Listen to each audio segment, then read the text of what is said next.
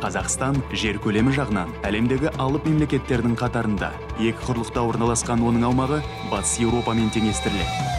Мектепке дейінгі даярлық немесе 0-ші сынып 1999 жылдан бастап 1 жылдық міндетті мектепке дейінгі білім беру енгізілді. Қазақстан Конституциясы азаматтарының жалпы орта білімді тегін алуына кепілдік береді. Бұл әлемнің 13 елінде жолға қойылған.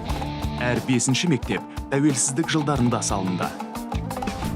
Адами даму индексі жоғары елдерде оқыту мерзімінің ұзақтығы 15 жыл. Қазақстанның әрбір студенті конкурстық негізде жоғары білім алуға құқылы. Бұл тәжірибе әлемнің 24 елінде бар. Мемлекет педагогтарды тегін біліктілікті арттыру курстарымен қамтамасыз етуде. 2013 жылдан бері ұлттық білім беру деректер қоры жұмыс істейді. TIMSS, PEARLS, PISA, TALIS, ICELS халықаралық зерттеулеріне қатысу білім ғылымды дамытудың мемлекеттік бағдарламасында көрсетілген. TIMSS 2015 қорытындысы бойынша Қазақстан үздік 10 елдің қатарына қосылды.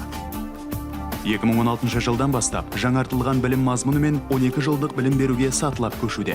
Бұл жаңашылдық шеңберінде функционалдық сауаттылық пен STEM білім беру жүйесіне айрықша назар аударылуда.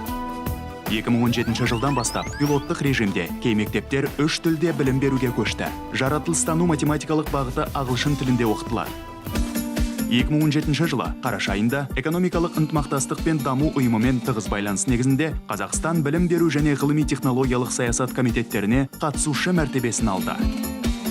2017 жылы бүкіл әлемдік экономикалық форумның жаһандық бәсекеге қабілеттілік индексінде Қазақстан бастауыш білім берумен қамту бойынша 4-ші орынды иеленді.